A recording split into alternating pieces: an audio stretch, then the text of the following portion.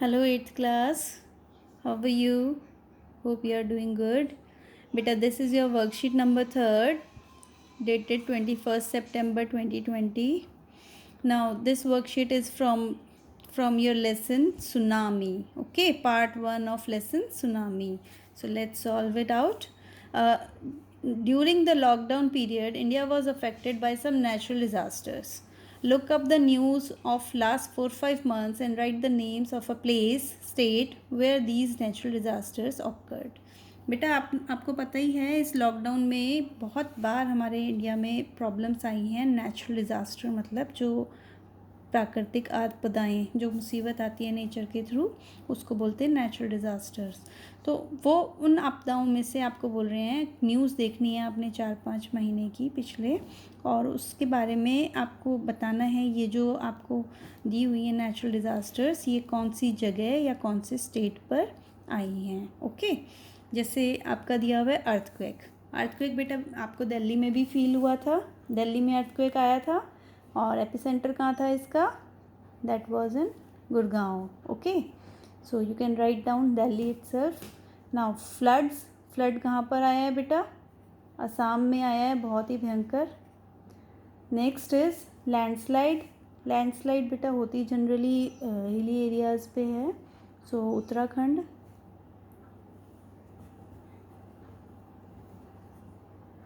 Next is cyclone आया बेटा Amphan आया आपका बे ऑफ बंगाल में.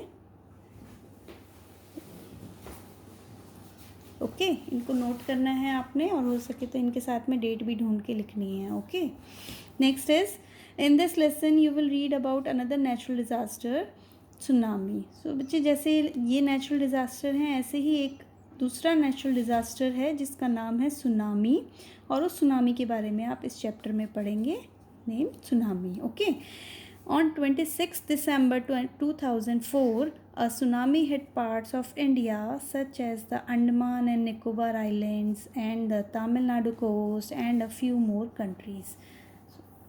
बच्चे 26 दिसंबर 2004 में एक बहुत मतलब सुनामी आई थी, और उसने काफ़ी इंडिया के पार्ट्स को और अंडमान एंड निकोबार जो हमारे आइलैंड्स हैं उसमें, प्लस तमिलनाडु जो कोस्ट है उसमें भी काफ़ी ज़्यादा नुकसान पहुंचाया था. Okay, and a few more countries, जो इस साइड पे और कंट्रीज़ हैं उनमें भी इसकी वजह से काफ़ी नुकसान हुआ था, लाइक थाईलैंड है. Okay, now tsunami. A tsunami is a very large and powerful wave caused by earthquake under the sea. Tsunami क्या है बेटा? सुनामी एक बहुत बड़ी और पावरफुल स्ट्रॉन्ग वेव है जो कि अर्थक्वेक आता है सी के अंदर, उसकी वजह से वो वेव बाहर को बहुत ही प्रेशर के साथ आती है. Okay, earthquake under the sea में जब अर्थक्वेक आता है उसकी वजह से ये powerful and large wave create होती है जिसका नाम रखा है tsunami. Okay, can you identify the places marked a and b on the given map? Hint, the places are mention in the above lines. ये जो आपको दिखा रखा है ए एंड बी, सो बच्चे ये तो है आपका तमिलनाडु कोस्ट, यहाँ पे तमिलनाडु है, Tamil Nadu coast, and this one is Andaman and Nicobar islands of India. Okay, so इन जगहों के नाम यहाँ पर आपने लिखने हैं, यहाँ से देख कर लिख लेना, दोनों लिखे हुए हैं. Okay, next is the tsunami cause huge destruction and loss of life and property. Here are some stories of courage and survival. तो आपको बता दें सुनामी की वजह से बहुत बड़ा नुकसान हुआ. डिस्ट्रक्शन मतलब जिसमें हम बोलते विनाश हो गया, एंड लॉस ऑफ लाइफ, बहुत बहुत सारी जिंदगियां गई, एंड प्रॉपर्टी, जब सुनामी आएगा तो प्रॉपर्टी तो वही जाएगी. Here are some stories of courage and survival. और कुछ स्टोरीज आपको दे रखी हैं जिनमें लोगों ने करेज दिखाई, हिम्मत दिखाई और बच गए. ठीक है, करेज और बचने की स्टोरीज हैं ये. Now page number 25 and 26 of Honeydew book. These stories are all from Andaman and Nicobar archipelago. Okay, it's archipelago. Ignatius was the manager of a cooperative society in Cachel. His wife woke him up at 6 a.m. because she felt an earthquake. Ignatius carefully took his television set off its table and put it down on the ground so that it would not fall and break. Then the family rushed out of the house. ये एक story है बेटा, इसमें इग्नीशियस hero है, मतलब main character है। वो बोल रहे हैं वो एक मैनेजर था कोऑपरेटिव सोसाइटी का। कोऑपरेटिव सोसाइटी एक बैंक है कैचल में। Okay, his wife woke him up at 6 AM। उसकी वाइफ ने उसे 6 बजे सुबह उठाया because she felt an earthquake, क्योंकि उसे अर्थक्वेक फील हुआ। अर्थक्वेक फील हुआ, अर्थक्वेक मतलब झटका, जो भूकंप टाइप होता है। भूकंप के झटके जो होते हैं उसे अर्थक्वेक बोलते हैं। तो उसे अर्थक्वेक फील हुआ, उसने अपने हस्बैंड यानी इग्नीशियस को उठाया। इग्नीशियस carefully took his television set of its table and put it down on the ground. तो उसने क्या करा, भूकंप आ रहा है तो उसने अपना टीवी सेट जो है टेबल से उठा के ज़मीन पे रख दिया, so that it would not fall and break, ताकि वो नीचे गिर के टूट न जाए। Then the family rushed out of the house. फिर पूरी की पूरी फैमिली घर के बाहर की तरफ भागी। When the tremors stopped, they saw the sea rising. In the chaos and confusion, 2 of his children caught hold of the hand of their mother's father and mother's brother and rushed in the opposite direction. He never saw them again. His wife was also swept away. Only the 3 other children who came with him were saved. So next paragraph में बता रहे हैं बेटा, जब वो लोग बाहर आ गए थे, फिर ट्रेमर स्टॉप, जब वो भूकंप के झटके आने बंद हुए, they saw the sea rising, उन्होंने देखा कि समंदर ऊपर को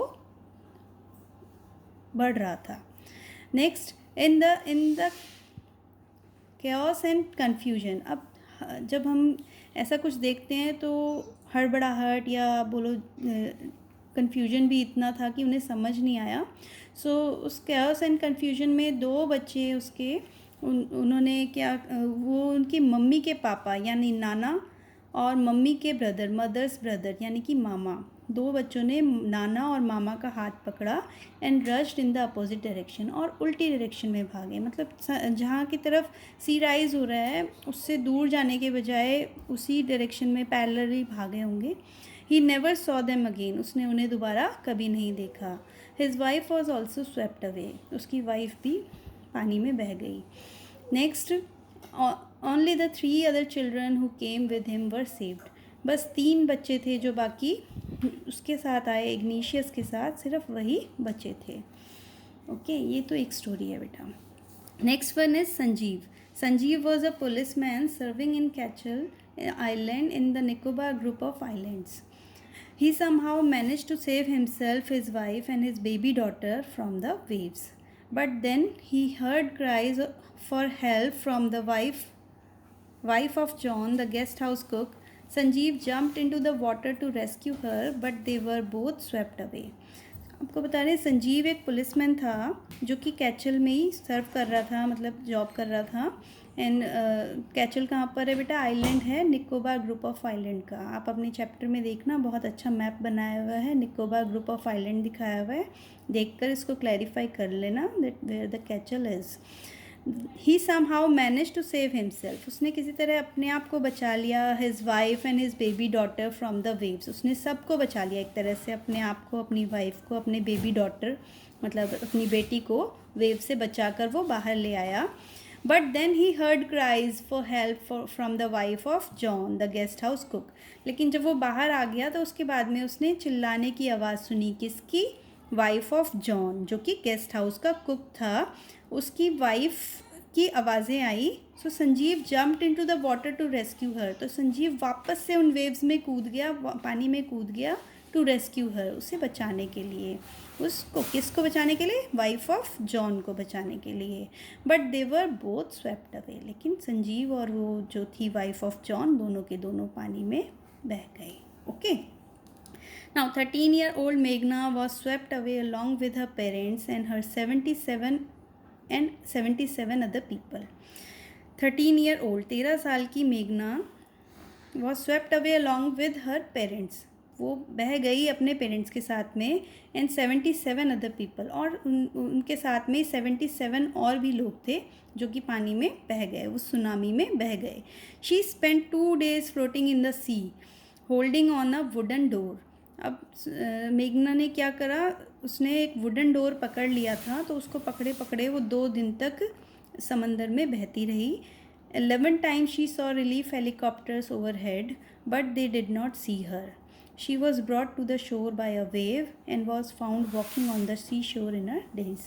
आपको बोल रहे हैं कि 11 बार उसके सर से उसने देखा, she saw relief helicopter. Relief helicopter होता है बेटा जो आपको, जब आप ऐसे नेचुरल डिज़ास्टर कोई होता है तो उसमें जो आपको राहत पहुंचाने के लिए सामान वगैरह या लोगों की जान बचाने के लिए जो हेलीकॉप्टर घूम रहे हैं उनको रिलीफ हेलीकॉप्टर बोलते हैं. तो she saw relief helicopters overhead 11 bar, 11 times ना, उसने देखा उसके सर के ऊपर से रिलीफ हेलीकॉप्टर निकला. But they did not see हर, लेकिन उसमें बैठे हुए लोगों ने उसे नहीं देखा. शी वॉज ब्रॉट टू शोर बाय अ वेव, फिर एक लहर के साथ में ही वो किनारे पर आ गई. And was found walking on the sea shore in a days, और फिर बाद में उसे देखा गया सी शोर पर वॉक करते हुए. ठीक है, मतलब बच गई वो, और किसी रिलीफ हेलीकॉप्टर ने नहीं बचाया, अपने आप बच गई वो. ओके, नेक्स्ट सी. बेटा this is an exercise. Now complete the sentence with the help of the passage above. अब ये पैसेज आपने ध्यान से पढ़ा है, नहीं तो दोबारा पढ़ना है. फिर इसमें आपको सेंटेंसेस कंप्लीट करने हैं. मेघना spend 2 days in the sea. 2 days कैसे स्पेंड करे उसने?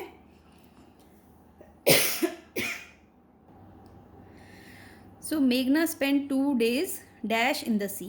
बेटा उसने 2 days बिताए समंदर में. कैसे बिताए? फ्लोटिंग. इस वर्ड को आपने यहाँ पर लिखना है, floating in the sea. Okay, मेघना spend 2 days floating in the sea. She saw dash and dash overhead but they did not see her. अब उसने वहाँ पे क्या देखा था फ्लोट करते हुए?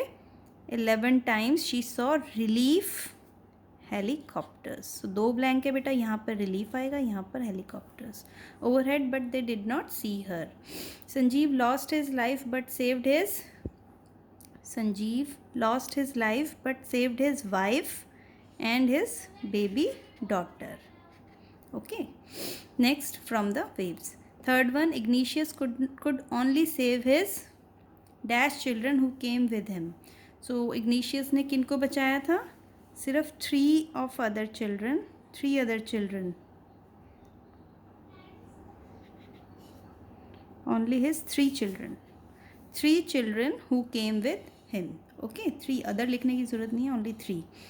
3 बच्चों को उन्होंने बचाया था जो उसके साथ आए थे, और 2 बच्चे नाना और मामा के साथ अपोजिट डायरेक्शन में भागकर फिर बह गए थे. Next D part. In your opinion which words in the list below describe Sanjeev. अब संजीव के बारे में आपने पढ़ा बेटा, जो पुलिसमैन था और वाइफ ऑफ जॉन को बचाने के लिए पानी में कूदा. सो उसके बारे में आपने 2 क्वालिटीज़ यहाँ से नोट करनी है. Look up the dictionary for the words that you are not sure of. जिन वर्ड्स के बारे में आपको श्योरिटी ना हो उनको डिक्शनरी में देख लें. Use words from the list to complete the sentence below. Now I think that he was very brave. अब ही कौन है? संजीव. संजीव के बारे में आप क्या सोचते हैं? मैं सोचती हूँ that he was very brave. वो बहुत बहादुर था, और बहादुर था तभी तो दोबारा जंप लगाई, नहीं तो बच गए ना. तो ब्रेव और हीरोइक भर देना इसमें. एंड सेल्फलेस मतलब जिसे अपना ज़्यादा ख्याल ना हो या अपने आप से मतलब ना हो, सबका ख्याल रखता हो. Okay, next E part. Find out the past tense of the verb in italic from the above passage and rewrite the phrases. An example has been done for you. बेटा अब ये जो आपको इटैलिक में दे रखे हैं pink colour में या इटैलिक फॉन्ट में, इनको आपने पास्ट टेंस में चेंज करना है. ये प्रेजेंट में दी हुई हैं. Feel the earthquake. नाउ इसका इन्होंने पास्ट बनाया है फेल्ट द अर्थक्वेक. यहाँ पर देखो बेटा, आपके हर एक पैराग्राफ में ये वर्ड्स दिए हुए हैं. नाउ नेक्स्ट इसमें यहाँ पर इसकी वाइफ का था ना, बिकॉज शी फेल्ट, ये रहा फेल्ट है ना, felt the earthquake. So same way see the sea rising. अब सी हो गया प्रेजेंट टेंस, अब इसका पास्ट टेंस होता है बेटा saw the sea rising, but यहाँ पर देखो ये रहा सॉ द सी राइजिंग, ये पूरा फ्रेज लिखना है आपने। Next is come with him, so came with him, ये यहाँ से पूरा यहाँ तक। Next here cries for help, फिर ये संजीव के बारे में है, उसने क्राइज सुनी थी, हर्ड क्राइज फॉर हेल्प यहाँ तक। जंप इनटू वाटर, तो जंप का जंप्ड कर देंगे, पास्ट हो जाएगा, jumped into the water. Okay, next है वेक हिम अप, सो इस ये फर्स्ट में था शायद, वोक हिम अप, यस वोक हिम अप, यहाँ से यहाँ तक। ठीक है बेटा, नाउ ये इनका टेंस चेंज हो गया, फुल फ्रेजेस आपने चेंज करने हैं, पहले थर्ड नंबर लिखना, फिर उसका फ्रेज चेंज करके सामने सामने लिखना है आपने। Okay, I hope you understand this worksheet, do it yourself. Bye, take care.